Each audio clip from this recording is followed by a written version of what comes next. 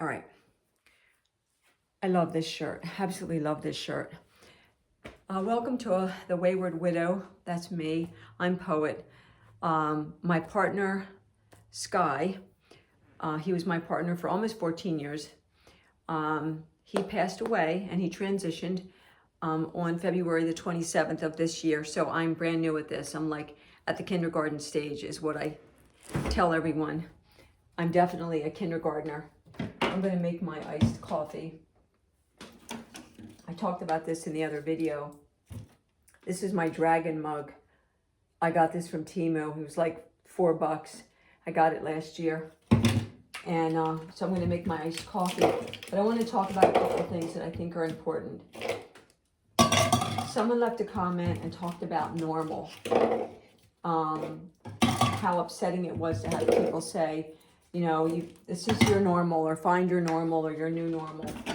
And I completely understand what you're getting at, because I don't even know what normal is. When I looked it up and did a Google search, it said something like an everyday routine, like nothing out of the ordinary. Everything is the same. Being normal, being sane, and not having a mental illness. Well, I'm never going to be normal because I'm on disability for mental health disorders, which is anxiety, severe anxiety, panic attacks, OCD, agoraphobia, major depressive disorder, complex post-traumatic stress disorder, and BPD. So normal is supposed to be the regular, just regular routine. And so when you lose someone, what was regular and routine is no longer. So now I have a regular and a routine minus him. It's what it is now, but it's nowhere near normal.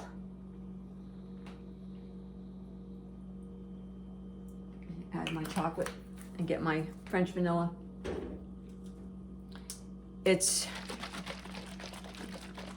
hard, it's scary, and it's lonely. And there's not one single thing I like about it. Here's one thing I have learned. One is that while Sky was ill for almost 4 years of me doing a lot of care, 24/7, I was the only caregiver. I lost a lot of weight. As you can tell, I'm pretty thin. I weigh 89 pounds, and I can't, try as I may, I can't gain weight. I believe I've plateaued, and this is just where I'm going to be. I'm also, iced coffee. I'm also just about 65 years old. I'll turn 65 in August. I'm a Leo. And I truly believe I've plateaued. Let me bring you over so I can get a straw and we can talk a minute. So not only did I lose a whole lot of weight during that time, I also lost a lot of hair. A lot of my hair fell out and got thinner and thinner and thinner and thinner and thinner. And it just kept getting thinner. And so the thinner it got, the shorter I cut it to give it some kind of body. I used to never wear glasses. I always wore contact lenses, but it got so much easier for me just to pop glasses on to be able to tend to him as quickly as he needed care. And so I kind of gave up on like everything that for me, like taking care of me. I have some of his ashes in here. I've shown this a few times. My son bought this for me to put some of Sky's ashes in. This actually, I believe, came from Austria, not Australia, Finland, came from Finland.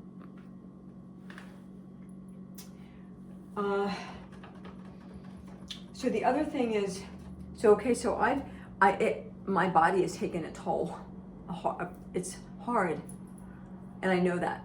And I am eating. I just had lunch, and I'm gonna have my coffee. And I did a load of laundry, so I did, got my regular stuff. I took a throw rug that needed to be washed and I put it in the washer. I was going to throw it out. I was just like, oh, this is just nasty. I'm going to throw it out, but let me try washing it. And it came out really nice. And I'm glad that I washed it and not threw it out. But everything I do now, I have to make that decision on. And I go through the apartment and I have areas that are devoted and dedicated to Sky and his life and what his life meant to him and to me. So what I recognized yesterday was that, one, I went months without eating well. I went months without doing anything with makeup or no exercise, no meditation on any kind of regular basis, like nothing. Somebody's texting me. And so I just stopped caring about me. I was so focused on caring about him. He was just my world, and I just took care of him. And I just stopped taking care of me.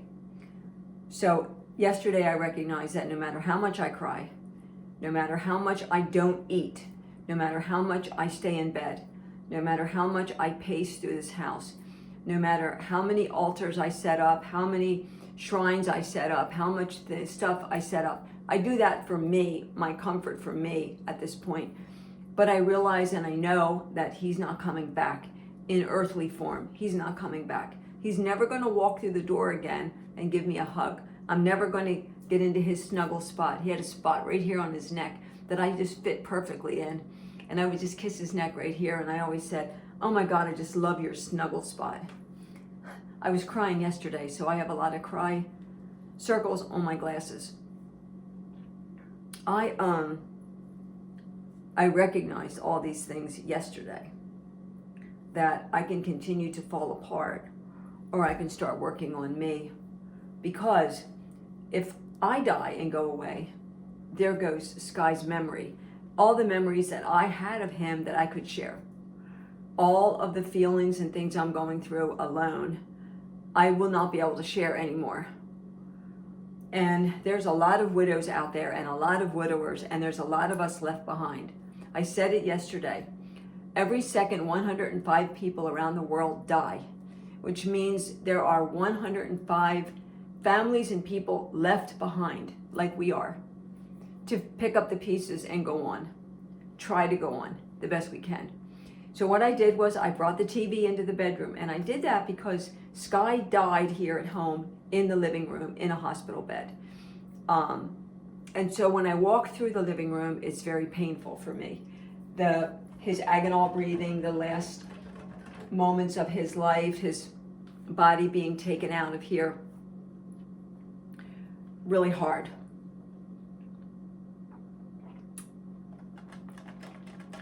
So it was like, okay, Poet, yes, it's been 8 weeks.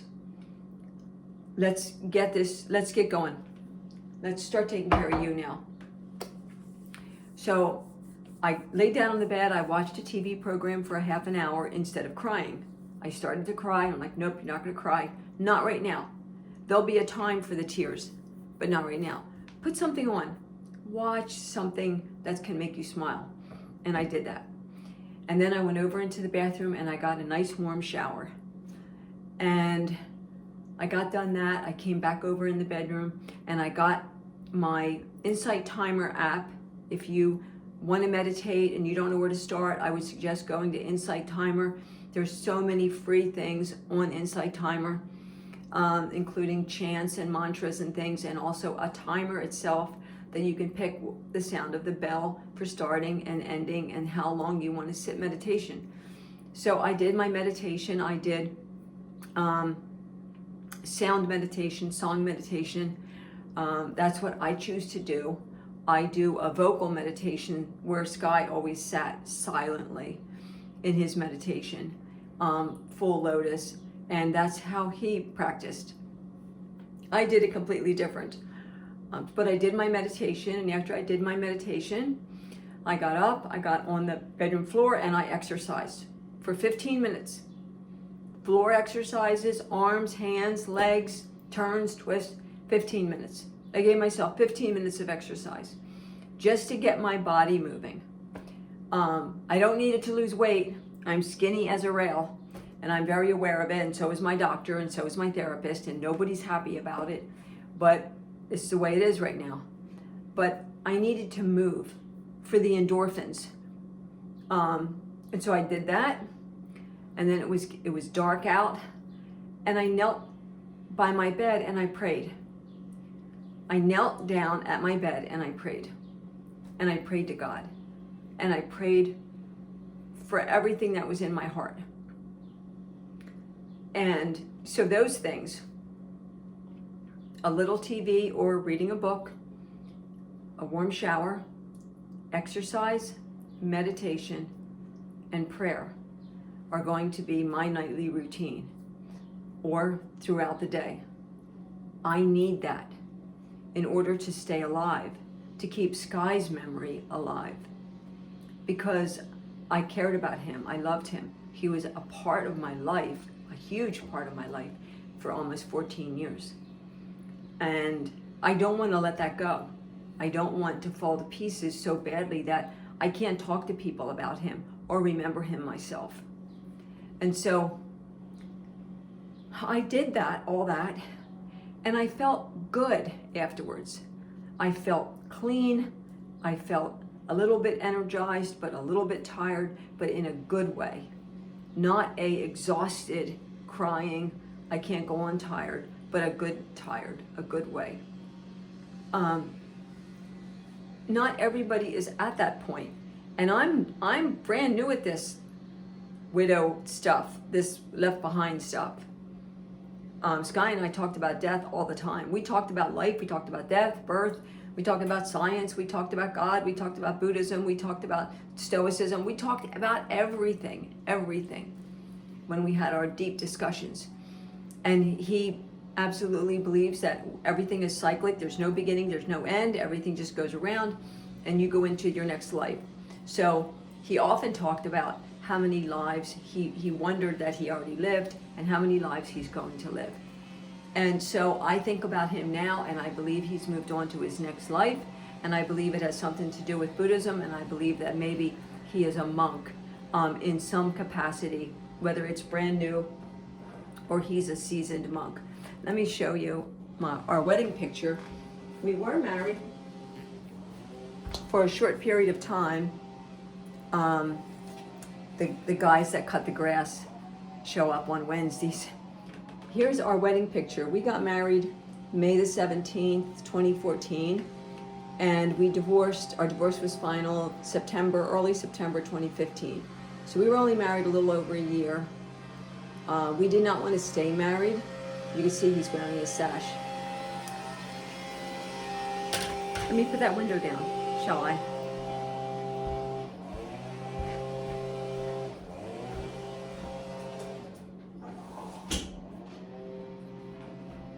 There we go. Okay, so we wanted a union, and we wanted a union without the piece of paper, because I had been married before, he had been married before, and we really didn't need that piece of paper. My mom and dad had a common law marriage. They never legally married. All of my siblings have been married more than once, except one of my siblings never married, and one of my siblings was a widow. But the rest of them were married multiple times. And so we didn't want necessarily the piece of paper, the legality, but we wanted the ceremony. And so we went to the Zen Center, but we needed to have the legality. And also Sky had a very large debt from way back when he was in college. So this was way back. That had nothing to do with me, and it wasn't my responsibility, and it was fairly big, and it wasn't something that I would have been able to take on and do anything with, being on disability. So talking everything through and not wanting the piece of paper, we did not stay married, but we stayed together. And so that's that. So I had a couple people were like, you're not really a widow. And when you look up the word widow, and you look way back, they say when you go way back, if you see an old tombstone, you'll see the word relict RELICT, which means the one left behind. So that's why I say I'm the one left behind. Someone mentioned in the comments, and I'm drawing a blank, and I shouldn't because you've been with me forever and you comment all the time, and I'm so sorry. But you asked if I have a Cash App. You said, people might want to help you out. And I do have a Cash App, and I have a Venmo, and I have a PayPal, and I have Zelle, and I have all that stuff on my phone, but I don't have it out on my channel. There was one time, months back, that I asked for help, and I put in my Cash App, I put it up one time for one day, and if my memory's correct, it was up for one day, and 2 people helped me, and that was to get my son from Maryland to Pennsylvania. He was leaving a hospital and coming home, and then he got readmitted into the hospital, and he didn't make it home. So the money was used towards his hospital bills, and it was a small sum of money, but it was a big amount of money for what I needed. It was exactly what I had asked for, and I was very thankful. And but I won't do that again, ever. I will never put my Cash App, my Venmo, my PayPal out on my channel. The couple of gifts that people send me are people who have gotten close to me on my channel over time. And they've gotten close enough that they know my phone number and they know my address. And we communicate in a lot of different ways, I'm over on Messenger, Facebook Messenger. I'm under Poet Quinn. You can reach out to me there if you want to talk to me privately and not on YouTube. You can also email me at poetmoon10@gmail.com. Again, that's for nothing other than making a connection with me that's not here on YouTube, which is a very public place. I will never monetize videos. Even if I hit 1,000 subscribers, I will not monetize. And I will not do Patreon. I have no interest whatsoever in Patreon.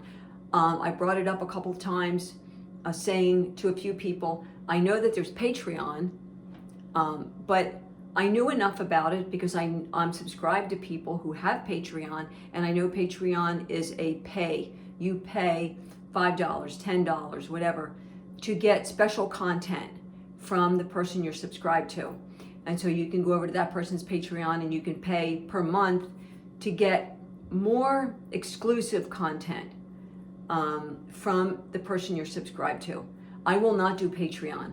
I will not do Cash App or anything like that. I will not do GoFundMe. I will not do any of those things.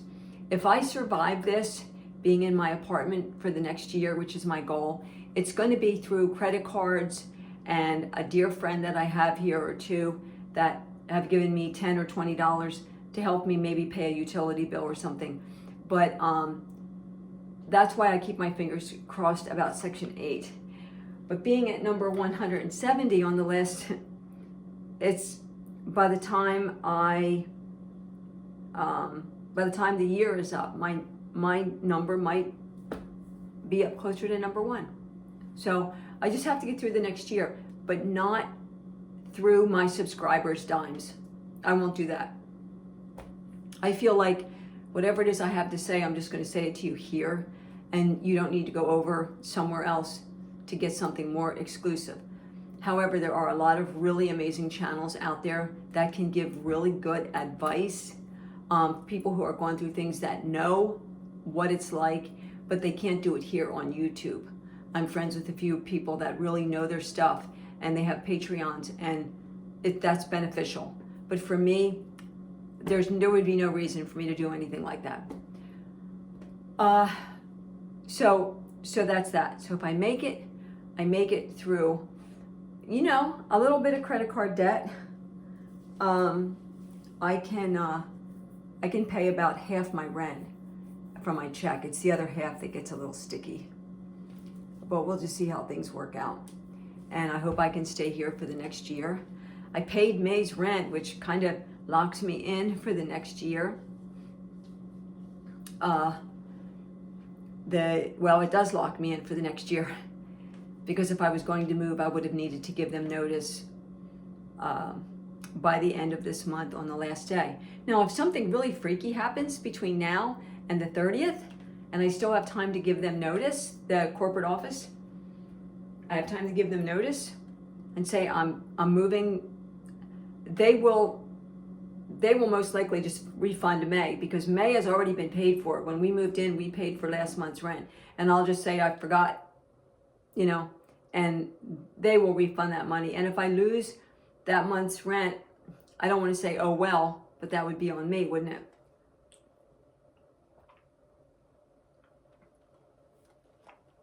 But I think they would refund that, possibly hold my security deposit. I'm not sure how all that would work. But anyway, so there's no easy way to get through this.